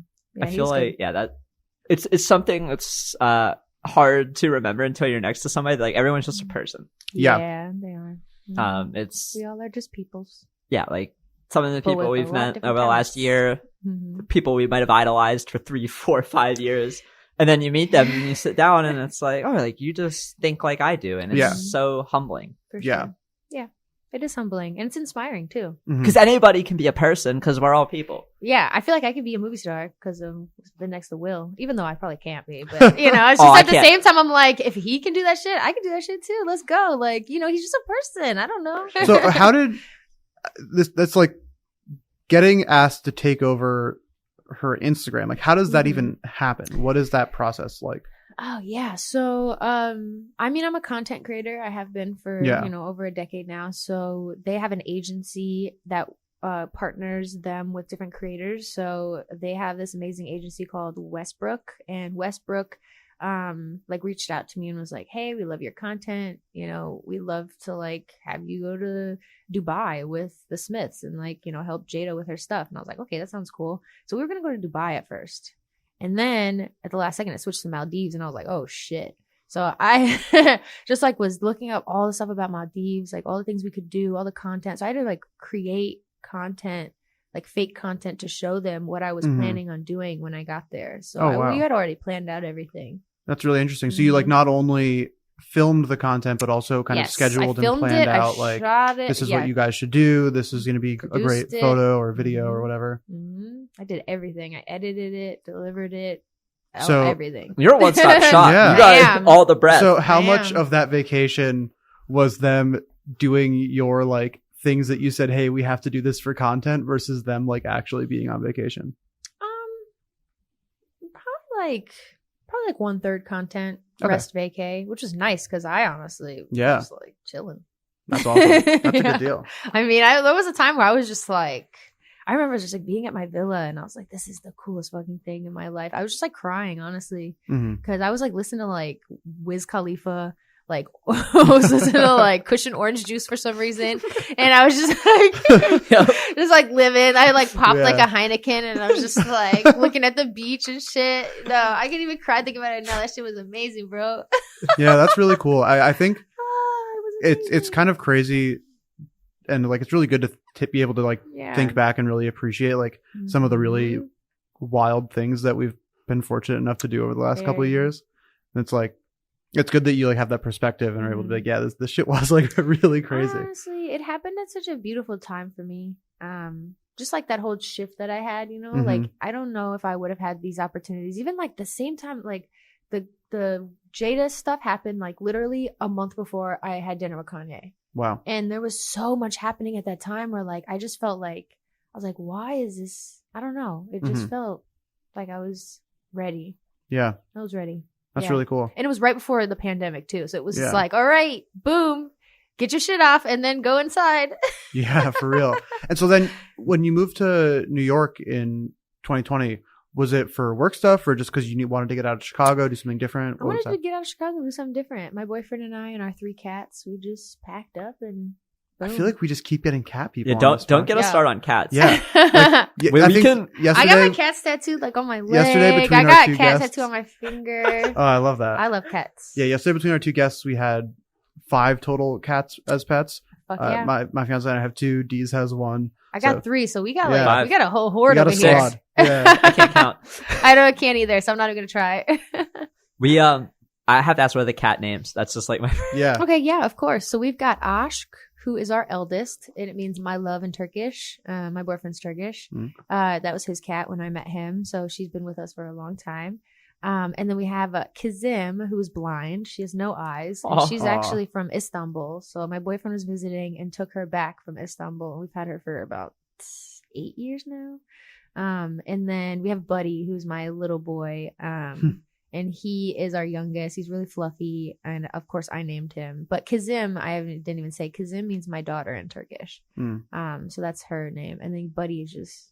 What are some of the challenges of having a completely blind cat? Like do they jump fine on the stuff? Or like, I guess like I'm like... She's just like running into walls. She doesn't go into like... she doesn't jump on tall things. Unlike like... Well, so my boyfriend... he's gonna be my husband soon, so I might as well just call Are him you my husband, engaged? whatever. No, I'm not. But we're just like, we look at You feel rings. like It's you're like life, whatever. Yeah. We're common law married and shit, whatever. But his mom actually brought a blind cat home too, and that cat hops on everything. That blind cat's fucking nuts. And it goes like, Full it's like we sense. could have got opposite cats because we were gonna bring that one home, and I was like, I'm fucking glad we didn't. But Kazim, she's super intuitive. She like hears noises about everything. Obviously, she knows when things are something because it's the sound of it. She's very snuggly, very sweet. She knows where everything is in the house. Mhm. So, if you move things, of course, she'll probably hit it. Yeah, she's just like a regular cat, I guess. But she's a bully too. She's a biatch. Blind. Yeah, she's a blind biatch for sure. Yeah, she is. Good for her. Sure. Good for That's her. good. She Yeah. deserves it. She does deserve it. She does. She's been through a lot. They're all indoor cats, I'm assuming. Yeah, they're not. No, they can't go outside. Yeah, If not in Osh New went York. outside, That's she'd not a just- New York thing. No. In Ohio, our neighbors just send the cats. Like we looking would on my if we Ring did. doorbell every night. It's a different cat walking across the porch, or a raccoon, or a possum, Yeah, or you whatever. mean- But you never know what you're gonna get. They'll look the same. But yeah, no, we don't let them outside now. We haven't talked about cannabis much. I Oh yeah, do it. could definitely. No, we got some time. Yeah, we got 20 Got minutes some time. at least. I like that. So, when was the first time you ever smoked? Gosh, it could have been any time of maybe like sneaking some of my dad's weed or something, like smoking in my house. But I do believe it was at a party once, at a girl Ashley's house, and she had like a chapstick, like hit her or something. And we were like outside and having a party or something. And I remember like being like under her car for some reason. Wow. And I don't know. There's so many Under fucking the car with the there's- chapstick Dude, one I'm telling you, hitter. there's so many fucking levels of this. And so we like hit it, and that was like the first time I smoked, I think. And we went inside, and people were bugging out. I just remember just thinking, I was like, you shouldn't smoke. You shouldn't smoke. It was the first time I kind of was like, I'm good, but like, y'all are fucking bugging. But you kind of had some experience with it because of your dad, right? Like you mentioned. Guess, yeah. I guess I don't know if I had smoked honestly before then. I may No, not I mean like have, maybe but like with the smell, or like you course. were around Yeah, your yeah, dad no, yeah, of course. enough. When I'm sure your dad was probably high sometimes. He was. and you- Yeah, all the time. Yeah, I was used to it, I guess. But I guess in my mind, my mom always told me though that she always bugged out when she smoked and stuff like that. So I was hoping I wouldn't be like that, and I'm not. So that's So my good. mom chain smoked cigarettes, and it made me like afraid to smoke Yeah, because it made all my clothes smell, and Mm. like she got lung cancer, and it was the whole Oh, thing. yeah, She's good now. good. Not a bad story there. Okay, good. I'm But glad. the whole thing was like, I'll never touch a cigarette. And, I smoked my first time in college. Didn't really feel anything. Smoked the second time. I was like, whoa, it works. Maybe I did it wrong the first time. Right. And then it was just like a very slow descent into like whatever I'm into now. Like it was like smoke a little bit, go to bed, maybe only do it every 3 nights or something, smoke every day after work, smoke every day before work. And the next thing you know, it's like full blown. 6 years later, texting you at 6 a.m. GM, oh, hey, I'm hitting the ball. Like, it's just one of those things. Boom. Yeah. How do you no. feel like cannabis helps you or hurts you in terms of like productivity and getting shit done? I guess it depends on the strain. I've definitely had some indica that's like made me super tired in my head, like, and so I just have to be careful on like what it is. So I have my license here in New York, which is nice. I also applied to own a dispensary in 2020 in Chicago. I went through a program with Cresco, which was amazing and fun, but bullshit because it was supposed to be a program to get more people of color within the industry. Mhm. And so we went through all these classes. We applied through the state. Like I was even, that PFP that I have with me like on the news or whatever, like that's from me being on the news talking about being a part of the program Oh wow. and being one of the first people in Chicago to buy recreational weed. So I was like, Cresco was like using me all up, whatever. But so I actually applied and we had to like go through, a bunch of different courses and stuff about just like, the how it grows, what it is, how do you even build like ramps and shit for like when you own a dispensary, like where should the parking lot be, like all this stuff. All the things people don't think about. Everything. We had to think about the products we would have. How would we set up the safe? How would we like? There's so much. So I'm trying to like own a dispensary one day. Sunrise Art Dispensary. Come on. I feel like that might be. Also, Sunnyside might have a problem with that, but we'll figure it out. I mean, pretty soon, I think. No, I think sometime next year they're supposed to. I mean, you walk around Williamsburg and there's a dispensary in every Bedford corner. Avenue. Of course, it's supposed to be recreational soon. Yeah. I think pretty soon it will like not be an issue to open up a dispensary. All right, that would be nice. I mean, of course. I don't know if I'd open it here. I do it in Chicago for sure, but Chicago is different. Are you like? Politics are. I would consider myself at this point like a weed snob. I am. Yes, I was actually just in Paris and I had the worst fucking weed of my life, and I it's probably my fault. I don't know, but I need to meet some people out there. If you got any connects next time I go out, because holy shit. So I had the worst weed of my life in Bahamas. And it was, I was wearing a weed bucket hat, a killer acid weed bucket hat on the beach. Yeah. And a guy comes up to me who is selling shit. And he has weed in a car.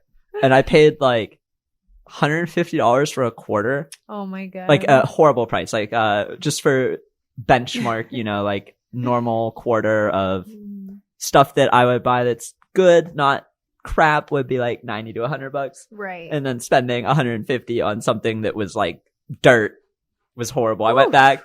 There's no cones. So I can't roll joints. Me like either. I'm inept, so I just use cones. And I went to find a taxi because in the Bahamas there is no Uber. Yeah. So you have to go talk to a taxi. I get this super religious, like 50-year-old lady. She doesn't even know anything about like tobacco rolling or like anything rolling. She takes me to a grocery store. And the only thing there was like Black and Milds. Oh, so I just buy a bunch of Black and Milds, my God. empty them all out, and they're my cones. And then I smoke the weed in the Bahamas, and I'm just like, dude, why did I go through? I spent like the whole day trying to smoke weed, and it was just like, I shouldn't even smoke. Like, it wasn't even good. Like the disappointment when I finally got everything ready and lit it on the balcony and was like, oh no. Yeah, and then we were at that dinner and the server sold you weed. Yeah, so shout out to our homies at the Grey Cliff in the Bahamas. Really, really cool dinner. This cool place, yeah, it's the most expensive dinner I've ever went to. It wasn't what we expected. But we go there and they're hand rolling cigars, like blunts, and they're massive. And it looks like this lady has been doing this her whole life and is just the expert at it. Mm-hmm. They're going around handing everybody hand-rolled cigars. And I'm like, why haven't I smoked a cigar? I gotta smoke one. And I'm like chiefing it. I'm not inhaling, but like I don't smoke cigars. I don't know what I'm doing. And like halfway through, I just have this like intense headache. I'm like, fuck, I can't smoke anymore. No. And then I'm just bullshitting with the server. And I'm like, yeah, man, I never smoke like tobacco. I would fill this with weed. And he's like, oh, do you need weed? And I'm like, I don't not need weed. Like, and then like 2 minutes later, I'm just handing him cash and trusting him.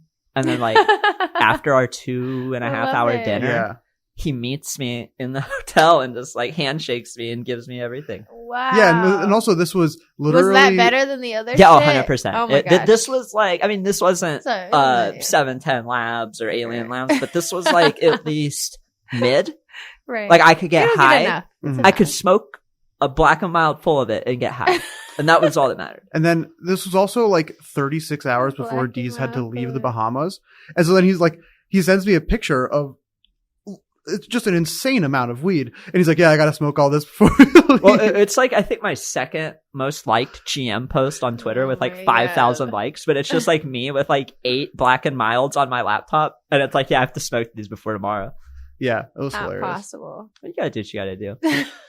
I feel like my cheeks a hurt. lot of people in the NFT space in particular, it's kind of like Ohio, where like a larger percent of the population is like cannabis enthusiasts. Yeah, I'd say so. How do you have any idea why that is? Is it because we're lazy stoners looking at screens, or is it something deeper than that? Are we really lazy? No. We like to say we are. I know. I like love to it. say Maybe I it's just a good excuse.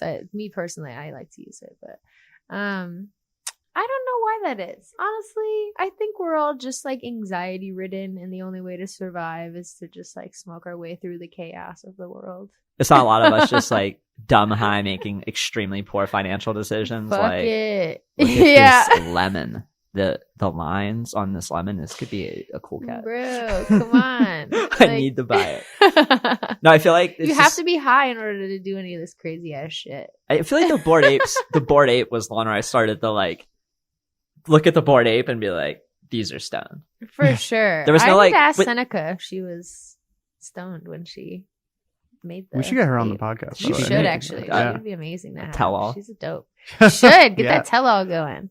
We I can don't get know if her she and signed then an NDA or anything. I'm curious, but That'd be fun. I feel like the Bored Ape story, man. it's all one of those things where like a lot of new people, it's kind of like how we were talking about the younger generation with iPhones Mhm. and how they've only grown up with iPhones. Like a lot of these NFT people have only ever seen like NFTs post Bored Apes. For sure. And a lot of us older people in the space like got to see these Bored Apes come out and it was like, oh, these will never flip punks or Oh, like these will never God. grow up. And then The regret of my Yeah. life. Yeah, I've sold a couple Bored Apes in my day for a lot less than I could have.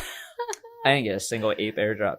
Yeah, I'm just like me a either. diamond hand ass motherfucker now. I'm just like, fuck it. Take it to the end. Yeah. Let's go. I've fucked like so many. But I've made so many more poor decisions diamond handing things than just selling. I know. Sadly, That's Yeah. the worst part. I mean, I just, like, honestly, I wish I would have sold my Moonbird at like 40 ETH. I Oh, yeah. fucked up. I like. as soon as really Ryan fucked Carson up. stepped down, I paid 36 ETH for a floor, God bless you. and then I sold it for like a $50,000 loss a month God later. It was horrible. bless. Yeah. No, I bought in at like 10 ETH. I sold a doodle at like 13, which was like Nice. still good. Yeah. And Yeah. I was like, oh, I'm on a fucking roll. So I bought a Moonbird and it hit 40 and I was like, no, I'm just gonna keep holding it. But I should have fucking. Are you nesting it?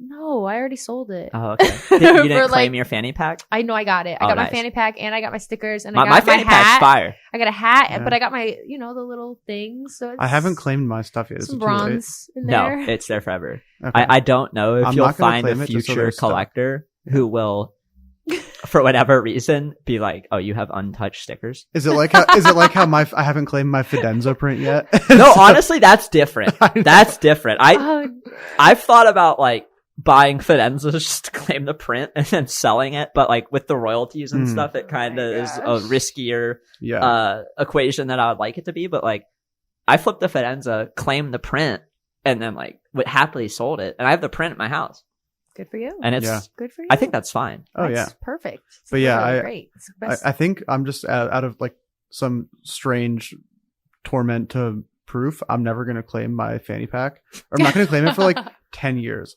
And then one day I'll claim it and be like, where the fuck is my fanny pack? You said And you then- keep it forever. They have it in a Kevin warehouse. would be like, dude, I'm retired. Like, I haven't even, I don't know where it is. It's just like the one fanny pack that's Yeah. left in the corner of the warehouse. They're like, all right, boys, shut it down. Like, so you sold the Moonbird. Are there any projects that you're bullish on, or like you follow the community and care about, or do you think you're just more focused on like the art side of things and less on I'm those? just more, I guess I'm just more focused on like just trusting people that I like to Mm-hmm. just do what they gotta do.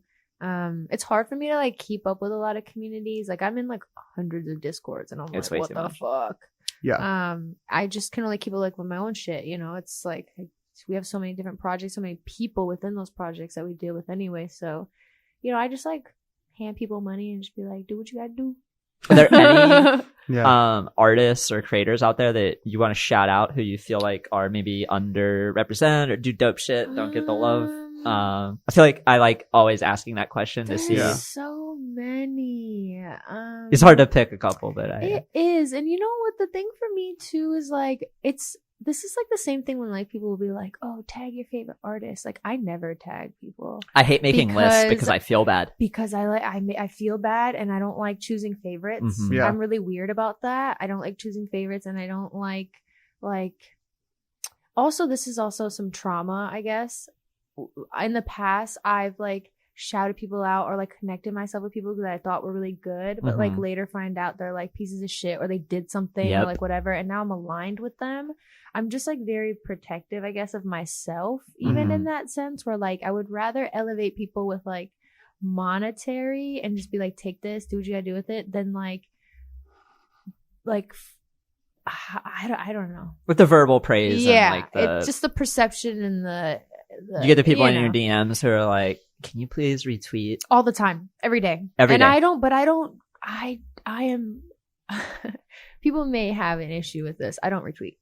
I I just don't retweet. Retweet sparingly, and I probably retweet like 10% of the requests I get, maybe. And it's normally when it's something that actually makes me feel something. For sure. And not just like, oh, I bought your piece last year and we don't really talk, but when you release a new piece, you let me know to retweet it so that maybe you get us out. Yeah. I just don't. There's just so many people that I know. There's just so many so many things that I do that I just don't want to choose one or one person or one thing or one type or anything. Like, I'm in a super rare group chat too, and they all are all retweeting their own shit all the time, and everyone hates that shit because they see that they're all like a tribe together. And like, I turn that's off why they retweets all for people too. Yeah, me too. Oh, everybody's retweets are turned off for me. Oh, everybody's? Yeah. Damn. Yeah. Is that a default thing, or do you go through it? No, I just do it every time. Yeah. Well, yeah, I feel like some people are just like, well, there's some people I keep it on because I like how they retweet. Do you have anybody on Twitter notifications? No, not a single soul. No. I have like a dozen. I love it. Good for you. You should. I mean, everything's a tool at the end of the day. If you utilize it in the way that's necessary, that's good. But like for me, I'm like, I don't need that shit. Yeah. It's funny when you notice someone has you on Twitter notifications where it's you send out a couple tweets and they like them a little bit too fast. Yeah. And you're like, what's going on here? And then I'm like, whenever it happens to me, I'm like, okay, now it's time to send out an insane amount of tweets. Just like some complete bullshit. No one would ever want to see any of this. Let's see if they're really committed to this. Are you in it for the long haul? But yeah, I feel like with the retweeting stuff, also a big part of it too is like people's attention and kind of like people's trust in giving you their attention is so important. It is. That like, it's a currency. It's really valuable. And if you're just like retweeting random shit all the time, that like takes away from their trust in you, that when you do retweet something, you actually mean it, you think it's important. And so I try really hard to like, if I don't think something is cool or I'm not excited about it, I don't want to be putting that in other people's feeds because I wouldn't want them to do the same thing to me. Exactly. Fuck yeah, dude. Fuck yeah, that's it. This is intentional. I like that because I think there is too much of that tribe-ish, like, you didn't retweet my thing. Like, you didn't fucking care about the space. And it's like, it's like, no, I don't retweet anyone. So, no. Yeah. I try to only like quote tweet. And then like, if I don't have a thing to say when I'm quote tweeting it, then I shouldn't tweet it at all. Course. If I have a comment or something, I'll, like if I have something I want to chime in and say, then it feels a lot more natural and candid than if I'm just like, hey, look at this thing I didn't do. I'm a quote tweeter. Yeah. I am much more a quote tweeter than anything else. If I connect to a piece, if I connect with someone, if I buy a piece, I'm quote tweeting it and I'm telling you why I connected with it and who this person is, what's the connection. I just feel like, I mean, retweets aren't cheap, but I'll call it cheap. I just think that they're more transactional than anything in many cases. No, I feel that. My favorite is when something has like 50 retweets and like 60 likes. And you're like, okay, I know. Like, all right. I know what happened. Or it's ratioed. I don't know if we should. Like, I love a good ratio. Ratios are the best. Yeah, my favorite is Greg, just like ratioing every like major Twitter account. He's so funny. Greg is. I feel like it's two people. I don't. I think it's a team. That account is always active. I don't know who Greg is. It's like, do you mean know who the account is or who they are? I don't know what Greg is. Oh, okay. So it's their Twitter handle is like Greg with like just a shit ton of numbers afterwards, and they're really really funny. Oh yeah, I've seen this. Yeah, and like their big thing is just replying to other people's tweets and like ratioing them. You have like 900 other people following this guy. That's a lot of people. I think the most I've seen is like 1250. You guys are aligned. Yeah. Well, I follow 5,000 people, so that's like a nuts. Did you ever think you would follow that many people? No, I never thought that many people follow me. It got to the point where I just follow. Like I kind of do the Gary Vee thing. I just follow everybody, but I really use like if you look at the top here, I have like NFT and I am collecting. What is that? How do you do that? They're Twitter lists. So like the NFT list is like 600 people I care about in NFTs, and then I am collecting is like hopefully 80% of the projects or people I'm collecting. I try to add them as I collect, but like I forget. But it really cuts down the noise. Do you have to follow people for them to like be in that list? No. Because I think that's how some people engage with me sometimes. Is because they don't follow me, but they're always liking my shit, and I'm like, why the fuck are you here? So there's like 6,000 people follow my list of NFTs. I see. So like they might not even follow those people, but they follow the list. Ah, okay. Yeah. All right. But no, I think what's Twitter going lists on are the here. I alpha. need to utilize that. Yeah, I need to use them more I've too. been I'm doing bad the with it. Twitter circles recently where I'm just like, yo, what's good? I fucking love it. It feels like such a safe space for me. I'm just like, fuck it. Every time I do something in the circle, everyone just sends back salute emojis. Yeah, I'm sure. I love that. Or I'll do like an AMA Mhm. for the circle. That's actually really cool. Yeah, just because it's like, okay, I Damn, know might that do like there isn't going to be more than like a third of my circle who Of asks me a course. question. So Mhm. it's something that's like low friction. Whereas if I did like an AMA on my main tweet, Yeah. I'd spend like Chaos. 8 hours. Oh yeah. So we're starting to come up towards time. Yeah, and I gotta go to the bathroom too. Yeah. Okay. Okay. So perfect. We have one more Drink, like, so question much for water. you. Good. Got Like, Stay life. hydrated. Yeah. that's So what we do. we have a question that we ask everyone at the end of our podcast. Ooh, I like questions. If you were to have an autobiography written about your life, what would you want the title to be? Damn.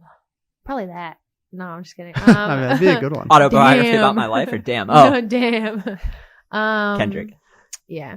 I don't know. It would have to be anything is possible with imagination. I like that. I like that. Yeah, Yeah. that's good. I'm gonna say that. Nice. Mhm. Yeah. Boom. I feel like we are at the top.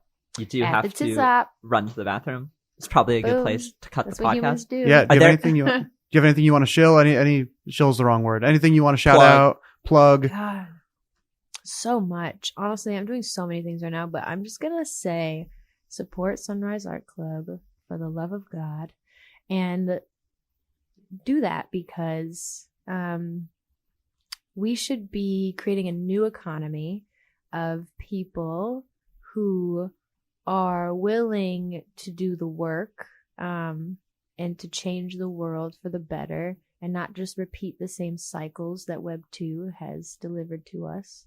So, yes, thank you. Awesome. Check out Sunrise. Yeah. Check out Sunrise. Thank you And so me. much. Buy my art too. I always forget about that.